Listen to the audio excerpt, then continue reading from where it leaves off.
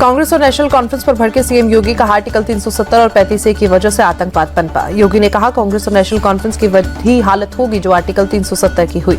उमर अब्दुल्ला का सीएम योगी को जवाब, हम विश्वासघात करने वालों में से नहीं, हम कानून जानने वाले लोग हैं। जम्मू कश्मीर विधानसभा में 370 को लेकर बवाल, सत्ता और विपक्ष के विधायकों के बीच मारपीट, मार्शलों ने बाहर निकाला। विधानसभा में बवाल पर बोले बीजेपी नेता रविंद्र रैना, पाकिस्तान और अलगाववाद के एजेंडे के साथ कांग्रेस और एनसी। रविंद्र रैना बोले विधानसभा में 370 पर प्रस्ताव गैर कानूनी, बीजेपी इनके एजेंडे को कामयाब नहीं होने देगी।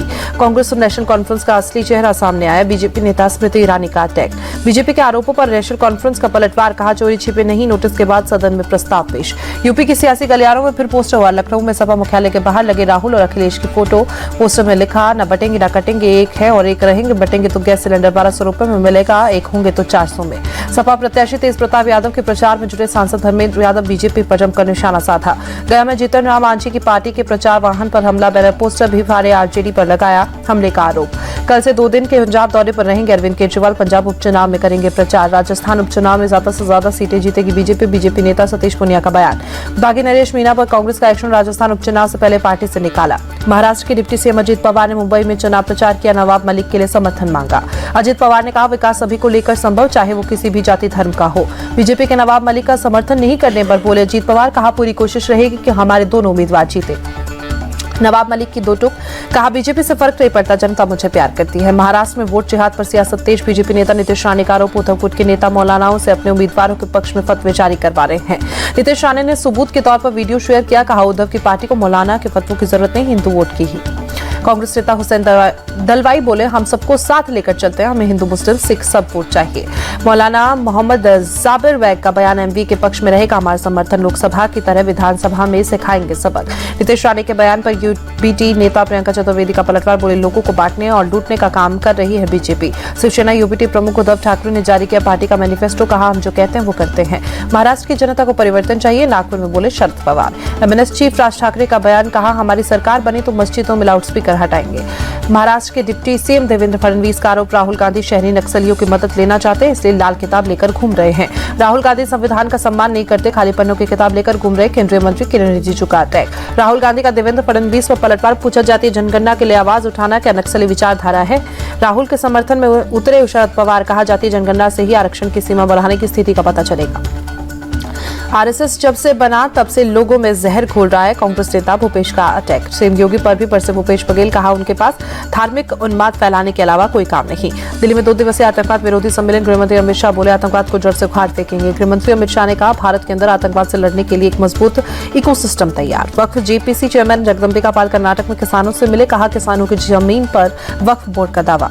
जगदम्बिका पाल के दौरे पर डिप्टी सीएम ने बताया राजनीतिक नाटक, कहा भूमि एक राज्य का विशेष विषय है। वक्फ भूमि विवाद पर बोले पूर्व सीएम बसवराज बोम्मई, किसानों की भूमि को वक्फ संपत्ति में बदल दिया, ये किसानों के खिलाफ साजिश। जगदम्बिका पाल के कर्नाटक दौरे पर मंत्री प्रियंका खड़गे ने राजनीति से प्रेरित बताया, कहा ये जेपीसी नहीं, वो बीजेपी सांसद के दौर पर आए।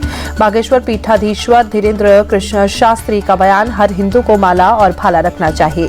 धीरेन्द्र शास्त्री की 2 कुंभ में गैर सनातनियों की नहीं होनी चाहिए एंट्री और दुकान, इससे धार्मिक भावनाएं हो सकती है आहत। सिडनी में विदेश मंत्री एस जयशंकर ने बिजनेस लीडर्स की बात, कहा देश में 12 बड़े इंडस्ट्रियल जोन स्थापित हो रहे हैं। विदेश मंत्री एस जयशंकर ने कहा हम नई ईवी और ग्रीन प्रोडक्ट्स वाली इस नई दुनिया के लिए तैयार हो रहे हैं।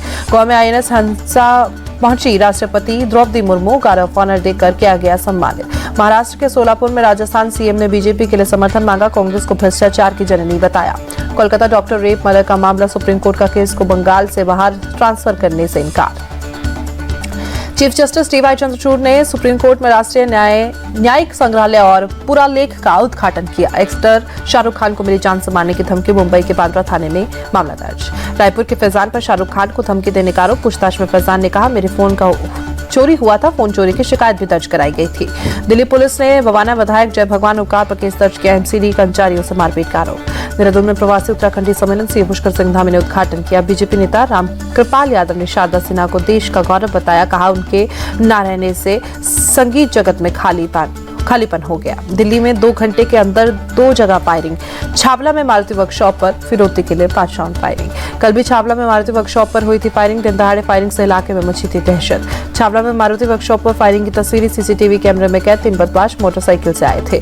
छावला में फायरिंग से पहले बदमाशों ने 1.5 घंटे पहले मीराबाग में की थी फायरिंग। फायरिंग की दोनों ही वारदातों में नंदू गैंग का हाथ। लॉरेंस गैंग का करीबी बताया जा रहा है गैंग। दिल्ली के अलीपुर और नांगलोई में फायरिंग करने वाले 2 शार्प शूटर गिरफ्तार। गोगी गिरोह के हैं दोनों बदमाश। राष्ट्रपति मुर्मू ने छठ पूजा के अवसर पर देशवासियों को शुभकामनाएं दी। यूपी के सीएम योगी ने छठ पूजा के अवसर पर लोगों को शुभकामनाएं दी। लिखा, छठी मैया के आशीर्वाद से सभी लोगों के जीवन में सुख और समृद्धि आए। छठ पूजा के लिए दिल्ली के आईटीओ घाट पर तैयारी पूरी। साफ सफाई के बाद घाट की सजावट भी की गई। ओडिशा में आम की गुठली खाने से हुई मौत की आरडीसी जांच शुरू। ओडिशा के मंत्री कृष्ण चंद्र पात्रा ने जानकारी दी। बीजेडी नेता लेखश्री सामंत सिंह ने बीजेपी पर हमला किया। कहा, सत्ता में आने के बाद बीजेपी ने चावल आपूर्ति व्यवस्था को नष्ट किया। 4 धाम और दूसरे धार्मिक स्थलों के लिए ओडिशा सरकार शुरू करेगी बस सेवा। ओडिशा के मंत्री भूति भूषण जेना ने जानकारी दी। कॉमर्स कंपनियों पर ईडी का शिकंजा। फेमा के तहत 19 जगहों पर छापेमारी की गई। दिल्ली गैंग रेप केस में 3 आरोपी गिरफ्तार। 10 अक्टूबर को आईटीओ पर किया था गैंग रेप। दिल्ली सीएम आतिशी ने छठ पूजा की निभाई रस्म में डूबते हुए सूर्य को अर्घ्य दिया। अरविंद केजरीवाल ने ढलते हुए सूर्य को अर्घ्य दिया। कहा, हमारी सरकार ने 1000 जगहों पर छठ का आयोजन किया। बीजेपी सांसद बांसुरी स्वराज का बयान, दिल्ली बहाने नहीं बदलाव चाहती है।